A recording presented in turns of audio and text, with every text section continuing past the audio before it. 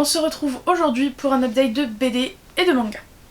Peu de manga, je vais pas me répéter pour la 15e fois, mais vous le savez à force, parce que je préfère catch up, je préfère rattraper plein de mangas à la fois, enfin plein de tomes d'une série à la fois, genre 5-6 tomes, plutôt que me les faire un par un, oublier ce qui s'est passé la fois d'avant et être dans le caca. Donc, ça fonctionne pour toutes les séries de mangas sauf une, et on va commencer avec celle-là comme ça c'est fait.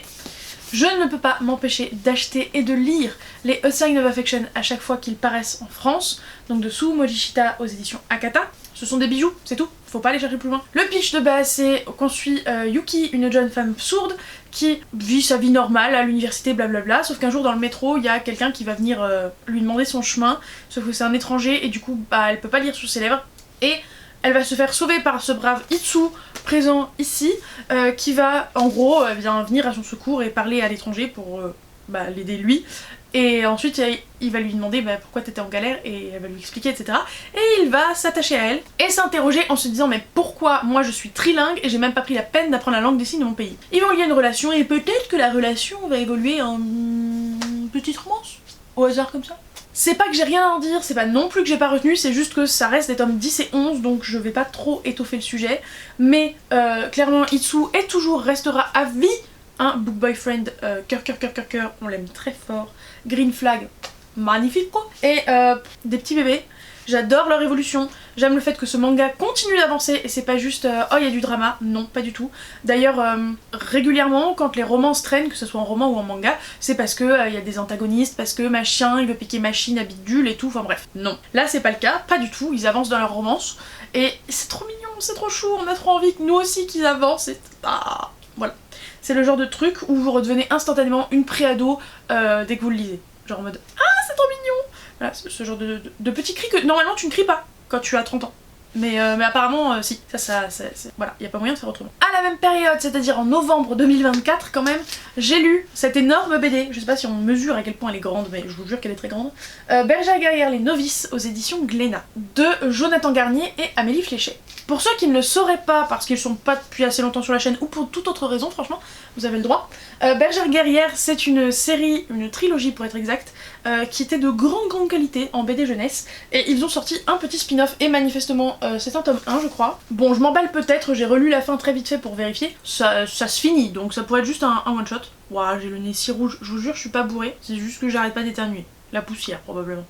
Bref, donc, préquel, je vous parle de l'histoire plutôt principale, même si c'est un potentiel one-shot ou tome 1 de préquel, donc j'aurais pu donner plus de détails. Mais on suit Molly et son meilleur pote Liam, voilà c'est ça, qui sont dans un univers où tous les hommes sont partis à la guerre, sauf que ça fait des années qu'ils sont partis, ils sont jamais revenus, on n'a pas eu leurs nouvelles.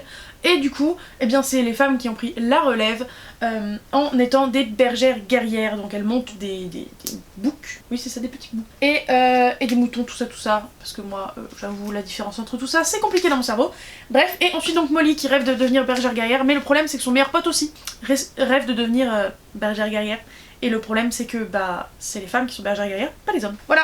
Et c'est trop mignon, et là c'est plus, franchement c'est plus sous le format, on dirait plus un album jeunesse, voilà, que de la BD à proprement parler, parce que vous avez du texte, mais pas dans des bulles, enfin, je pense que je vous ai mis des bouts de Bergère Guerrière et pas de celui-là, donc c'est pour ça que je vous montre là dans des plans un peu au pif, mais voilà, c'est plus un format album jeunesse que BD, mais c'était très bon, et comme d'habitude j'ai adoré l'univers, les personnages, les dessins, enfin comme d'hab, j'adore Bergère Guerrière de toute façon. Mais oui bien sûr, j'ai lu Brume, le tome 3, La source des secrets, de Jérôme Pellissier et Karine Indé aux éditions Glénat. Je savais plus si c'était dans le tome 2 ou dans le tome 3 qu'il y avait un plot twist. C'était bien dans ce tome 3 qu'il y avait un plot twist, que j'ai beaucoup aimé. Vraiment cette BD est incroyable, je l'aime d'amour, cœur, et je la continuerai indéfiniment tant qu'il y a des tomes qui sortent. Pour l'histoire du tome 1, on suit cette petite fille qui s'appelle Brume, évidemment, mais j'avais réussi à oublier, hein, voilà, qui est convaincue que c'est une sorcière, donc évidemment tout le monde la regarde en mode non, enfin je sais pas, t'es une petite fille comme les autres quoi, t'es une orpheline qui a été recueillie par ton père, donc oui il y a un peu de mystère autour de ta vie, mais c'est à peu près tout.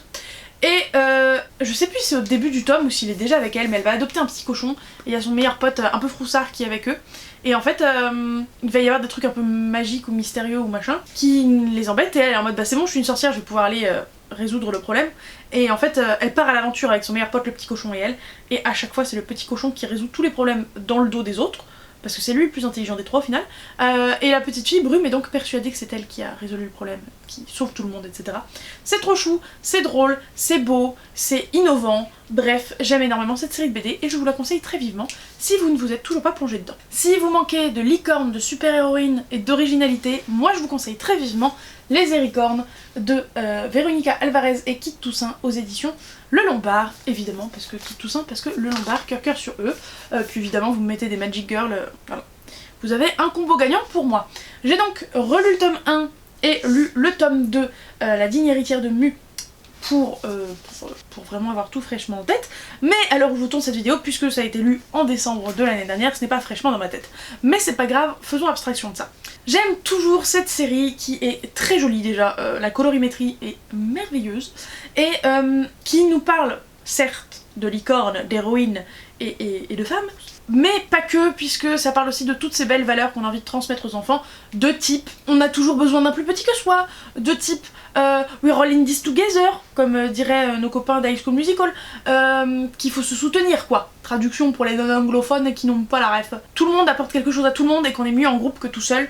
Bref, seul on va plus vite mais ensemble on va plus loin. Tout ça, vous avez compris l'idée. Bref, j'aime beaucoup cette série aussi, je la continue avec grand plaisir, mais il est vrai qu'elle me reste un peu moins en mémoire que Brume par exemple. Mais ça n'en fait pas moins une série excellente. Hein. En plus il y a des personnages de plein d'ethnies différentes, avec plein de mentalités différentes, avec des problèmes très différents aussi. Il y a beaucoup de diversité de ce point de vue là, on n'a pas l'impression d'avoir le même personnage copié-collé avec juste un petit détail qui change par-ci par-là. De toute façon, moi je vous l'ai dit, vous le savez, tout ce qu'écrit Kit Toussaint c'est de la merveille à mes yeux. Donc je vous conseille aussi chaleureusement cette série. Vous n'êtes pas sans savoir que j'avais adoré D'or et d'oreiller, qui est un roman de Flore Vesco, et quand il y a eu son adaptation en bande dessinée, vous imaginez bien que j'étais fort ravie. D'or et d'oreiller de Flore Vesco forcément, et Mayalène Gouste aux éditions Rue de Sèvres. C'est un petit bijou, je l'ai aimé cœur. Je pense sans aucun doute, même si comme je l'ai lu en décembre, je suis un peu influencée j'imagine, que c'est ma meilleure lecture de BD de toute l'année, en tout cas je pense, parce que c'est une merveille. Bon forcément déjà il se basait sur un de mes coups de cœur romans, donc on partait déjà gagnant, mais vraiment c'est une merveille d'illustration. Donc évidemment l'histoire m'a plu, enfin c'était pas une découverte, donc je vais surtout vous parler des graphismes, même si vous pouvez vous-même les voir si j'ai bien fait mon travail, mais quel bijou, quelle claque. Il y a du mystère dans ce livre puisqu'on suit notre héroïne, dont j'ai encore perdu le nom, c'est Sadima, j'avais retenu le prénom. On y suit Sadima qui est une demoiselle de cour, c'est pas du tout ça le panthère. Pourtant je lis des trucs historiques et de la fantaisie médiévale, hein, mais... Dame de compagnie. Je pense qu'on peut dire que c'est une dame de compagnie. Donc elle aide trois femmes d'une bonne famille, enfin femmes, jeunes filles d'une bonne famille, à s'habiller, à se préparer, etc. etc. Et le truc c'est que il y a un duc, je crois que c'est un duc, mais gros doute, bref, un gars stylé sur le papier, qui cherche une femme à épouser, et du coup, pour ce faire, il leur fait passer une épreuve dans son manoir.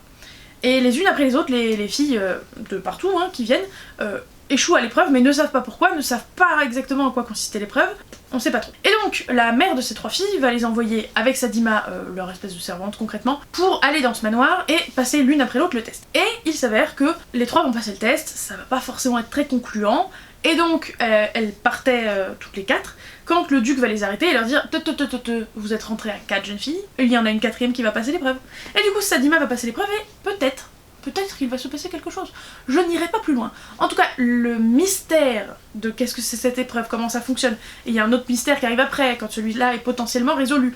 Bref, il y a des indices de partout dans le bouquin, dans les détails. Il suffit de regarder et d'observer vraiment les images, et donc moi, qui n'aurais pas observé en temps normal, mais qui cette fois-ci connaissait l'histoire, donc j'étais moins happée par l'histoire, et donc plus sur les détails, les illustrations, tout ça, quelle claque. Il y a vraiment des plans où je suis en mode mais quel génie d'avoir fait ça comme ça, d'avoir dessiné ça comme ça, ou d'avoir formulé ça comme ça.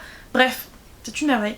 Cette BD est incroyable. Et même si j'ai fait plein d'autres superbes recommandations, celle-ci, c'est ma plus grosse recommandation de cette sélection. Mais vraiment, j'ai lu beaucoup de trucs au-dessus de la moyenne et au-dessus du lot ces derniers temps et dans cette update lecture. Il y a des plans de goût. Comme vous le savez, parce que j'en parle très régulièrement quand même sur mes autres vidéos et sur le reste de la chaîne, mais je me suis mise à NetGalley il y a approximativement, je sais pas, 6 mois, truc du style. Et eh bien il s'avère qu'on peut demander en service presse numérique plein de choses sur NetGalley. Et notamment, merveille de la vie, des BD. Alors je crois pas avoir vu de manga jusque là. Est-ce qu'il y en a pas? Est-ce que ça se fait pas? Je ne sais pas. Mais en tout cas, il y a des BD et j'en ai lu 3, je crois, par ce biais. Ça fait au moins 5 minutes que je cherche sur mon pauvre téléphone à voir quels sont les livres, tous les livres, genre juste savoir lesquels on m'a accordé, et je n'y arrive pas. Donc j'espère que j'avais bien tout noté dans mon carnet parce que je ne les ai pas sous les yeux, même si je pense que je vais en acheter au moins l'une d'entre elles parce que je l'ai vraiment beaucoup aimée. J'ai, grâce à NetGalley, lu la suite de Mollywind puisque j'avais eu le premier tome en SP par Dupuis, si je vous dis pas de bêtises. Les noms des auteurs, je les ai notés là, mais un peu l'arrache, donc de T. Galmes et C. González Villar. J'ai mis une note de 8 sur 10. Mollywind, si vous avez bonne mémoire, c'est l'histoire d'une petite fille dans le Far West américain qui, en gros, veut être... alors je sais plus, ça a un nom, mais je l'ai plus. Veut être bibliothécaire à cheval. Ça se trouve c'est ça le nom, j'en sais rien. Mais en gros, elle prend son cheval, elle prend des livres dans sa sacoche et elle va aller les livrer dans des coins un peu reculés du Far West ou difficilement accessibles, desquels les populations en question ne partent pas. Et dans ce tome 2, on suit une nouvelle aventure, une nouvelle importance. Ça n'a pas de sens ce que je dis. Bref, c'est d'une toute nouvelle échelle, on va dire ça comme ça. C'est plus pour nous présenter les personnages, il se passe vraiment des choses. Vraiment une aventure. C'est beau, c'est touchant, c'est cute, c'est pour les enfants, c'est mignon, mais en tant qu'adulte ça peut s'apprécier aussi. C'est pas la lecture du siècle, mais ça reste une très bonne lecture quand même. Par contre, une lecture qui est excellente et que j'ai aussi eu en service presse, mais cette fois-ci en papier, vous pouvez le constater. J'ai même eu une jolie petite box avec plein de goodies dedans, une boussole, une lampe torche, de la vigne. Bref, c'était très cute, je l'avais filmé pour vous le mettre sur Insta. Mais j'ai complètement oublié, j'ai jamais eu la foi de monter l'unboxing. Donc, et je pense pas que Laurine aurait apprécié si j'avais juste balancé comme ça la vidéo sans faire de montage sur l'Instagram. Donc, L'île de minuit, tome 1, Le réveil de l'automate de Lilian et Grébille aux éditions Dupuis. Oh là là là là, qu'est-ce que j'ai aimé cette BD. Ça partait sur un petit truc jeunesse avec de la survie, du mystère et tout. Et puis il y a du plot twist qui te saupoudré par-dessus là. Ok. Dans l'unboxing j'avais notamment des petits polaroids que j'ai laissés dans mon livre parce que je trouve ça mignon. Mais en gros on va retrouver et découvrir surtout nos 4 personnages principaux qui sont des enfants qui savent pas trop comment ils ont fini sur cette île. La seule chose dont ils se rappellent c'est 1. Leur prénom et 2. Les choses un peu simples de la vie, genre 2 plus 2 ça fait 4. Mais ils savent pas ce qu'ils font là, comment ils sont arrivés là, pourquoi ils sont là, ils en savent rien. Donc ils en sont tous les 4, ils finissent par former une espèce de petit groupe pour essayer de survivre. Vont trouver un bâtiment dans lequel il y a un automate, sur la 4e de couverture, vous le voyez, et cet automate tous les jours va réciter une petite comptine, lâcher un papier, et à partir de là, en fait ils lisent le papier et ils voient que dessus il y a un ordre, un truc du style, si vous faites pas ça, j'enlève l'un d'entre vous. Et advienne que pourra, j'ai envie de vous dire. Vous saurez ce qui se passe quand vous lirez le livre. En tout cas, en une seule BD, ça fait quand même pas grand chose, ça doit être 80 pages. Vous avez déjà ce que je qualifierais d'un petit plot twist. Donc, franchement, si vous avez envie d'un peu de mystère, de survie, d'ambiance comme ça, île déserte avec des ados, enfin ados, mi-ado, mi-enfant, hein, vu la tranche d'âge, je dirais pré-ado, allez. Franchement, allez-y, parce que c'était très très très chouette. Avec des personnages, avec des personnalités très variées, très intéressants. L'univers lui-même est intéressant, bref, j'ai vraiment beaucoup aimé cette série et vous pouvez être sûr que je lirai la suite. Et on va passer du côté un peu plus adulte des graphiques puisque les 2 derniers qu'il me reste à vous présenter sont des lectures adultes. Dans un premier temps, nous avons Le jour du caillou de V. Cazo et A. Flony aux éditions J'en sais fichtre rien parce que je l'ai pas sous la main, à qui j'ai aussi mis 8 sur 10. Ah oui, et soit dit en passant, L'île de minuit, je lui ai mis 9 sur 10. Le jour du caillou, de quoi ça parle? Eh bien écoutez, si vous connaissez ce classique parmi les films, du jour de la marmotte, et je crois que ça s'appelle Un jour sans fin, de mémoire. Je sais que c'est en québécois, je crois qu'il s'appelle Le jour de la marmotte. Bref, de ce mec qui revivait éternellement la même journée en boucle, et bien là l'histoire est un petit peu similaire. On suit une héroïne qui... Alors je me rappelle pas si c'est son métier le cirque ou si c'est son passe-temps favori, son loisir, et qu'on la voit faire que ça quasiment de ses journées, mais elle fait d'autres choses, mais qu'on le voit juste pas. Je ne sais pas. Mais bref, en gros, cette jeune femme avait un ami d'enfance qui lui aussi faisait du cirque avec elle, c'est pour ça qu'ils s'entendaient si bien. Et un jour, on sait pas trop pourquoi nous en tant que lecteurs, les deux se sont séparés, se parlent plus du tout, et le gars va revenir dans sa vie, à un moment pas particulièrement pratique. Et en fait, il y a une histoire de cailloux, je vous dirai pas pourquoi, mais bref, le truc c'est qu'il va revenir dans sa vie donc, et que il va tous les jours revenir dans sa vie, mais tout le jour ça va être la même journée, sauf que au lieu que ce soit elle qui revivent en boucle la journée, c'est lui qui revit en boucle la journée, et qui en a ras-le-bol de vivre en boucle la journée, donc il va essayer tant bien que mal de faire en sorte que ça arrête de se produire, de se reproduire, et j'ai pas envie de vous en dire plus, parce que je ne sais plus dans quelle mesure c'est du spoil, ou dans quelle mesure c'est le début du livre. Mais c'était très sympathique, c'était pas la dinguerie du siècle, mais c'était assez sympa, avec des... Ouais, c'est tout quoi, je sais pas quoi vous dire de plus. Je voudrais donner plus de détails, mais j'ai l'impression de dire exactement la même chose pour chaque BD, ou de me forcer si je fais ça. Donc là, franchement, j'ai pas grand chose de plus à vous en dire. Juste si le pitch vous plaît, sachez que c'est une BD sympa sans plus quoi. Et enfin, la deuxième meilleure BD de cette sélection, parce que Doré d'Oreiller est indétrônable, vous avez Les Nébuleuses de A. Félix et ses Pani. À nouveau, désolé, aucune idée de la maison d'édition, mais comme d'habitude, c'est évidemment en barre d'infos. Et si vous avez l'œil perçant, peut-être que ça se voit sur l'image que j'ai dû rajouter. Le problème que j'ai avec Les Nébuleuses, c'est que il y a des scènes précises ou des moments précis dans mon cerveau qui pop, mais je n'ai aucune espèce d'idée du résumé en fait. Genre je sais plus de quoi théoriquement parlant c'est censé parler. Parce que je sais que quand je prends des services presse sur NetGalley de BD, je me prends pas la tête. Si le visuel me plaît, je lis peut-être une ou deux lignes du résumé et puis je vais pas plus loin. Donc pour une fois, je vais aller me renseigner pour vous répondre et vous dire de quoi ça parle de base. Je viens de lire le résumé, et c'est pas qu'il est pas bien le résumé, mais je sais pas, il me titille. En gros, on suit deux étudiants bruxellois, Tom et... comment tu t'appelles toi déjà? Camélia, qui, elle, étudie l'astrophysique, et lui... la littérature. Ils vont tomber amoureux et il va s'avérer que peut-être qu'ils ne sont pas juste dans une relation basico-basique d'hétérosexualité. J'ai pas envie d'en dire plus et en même temps c'est trop mystérieux. Feuilletez, découvrez par vous-même si ça vous fait envie, si ça vous titille. Mais en gros, dans les catégories que Livre Addict a mis, alors c'est clairement pas le plus fiable, mais là je suis assez d'accord, ils ont mis genre, enfin en genre ils ont mis romance et sociologique. Et je suis assez d'accord parce que on va étudier entre guillemets, mais toujours de manière romancée, ce que ça peut être que d'être dans une relation auquel tu t'attendais pas forcément. Qu'est-ce que c'est exactement être avec quelqu'un comme ça? Non pas que je veux que ce soit un plot twist, mais ouais, mais en même temps je devrais vous le dire. Bon, si vous voulez pas savoir ce qui se passe dans ce couple, eh bien skippez de genre une minute, j'en sais rien. Et si vous voulez savoir, il s'avère qu'en fait Tom est asexuel et s'en rend compte, bah pas tout de suite, mais c'est dans le résumé, donc voulez-vous. Et comment tu gères la sexualité de ton partenaire, parce qu'on est plutôt du point de vue de Camélia. Comment tu gères ça, et pour lui comment il gère ça aussi, parce que c'est pas évident à vivre que de devoir dire non systématiquement à sa meuf quoi. Donc voilà, je trouve ça très intéressant comme sujet, très important, et j'ai vraiment beaucoup aimé cette BD qui traitait de ce sujet. En plus les dessins sont vraiment très beaux, ce n'est pas pour gâcher la BD, évidemment. Voilà. Sur ce, je pense que c'était la dernière BD que j'avais à vous présenter. Je lis mine de rien très peu en graphique ces derniers temps parce que j'aime me concentrer à fond sur les romans et baisser cette fichue palle, même si j'ai des graphiques aussi dans ma palle, mais là n'est pas le sujet.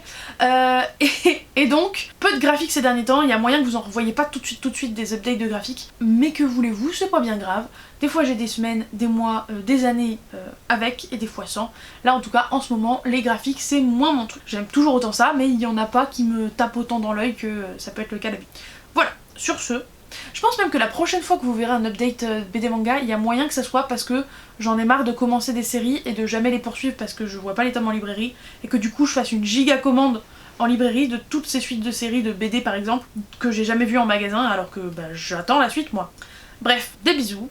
N'hésitez pas à mettre une planète ou un truc spatial par rapport au fait qu'elle bosse dans l'astrophysique, dans les nébuleuses, et puis juste le titre quoi, dans les commentaires. Moi je vous fais de gros bisous, je vous souhaite d'excellentes lectures et je vous dis à la prochaine. N'oubliez pas de mettre un petit pouce en l'air et un commentaire, et je vous dis à la prochaine. Ciao!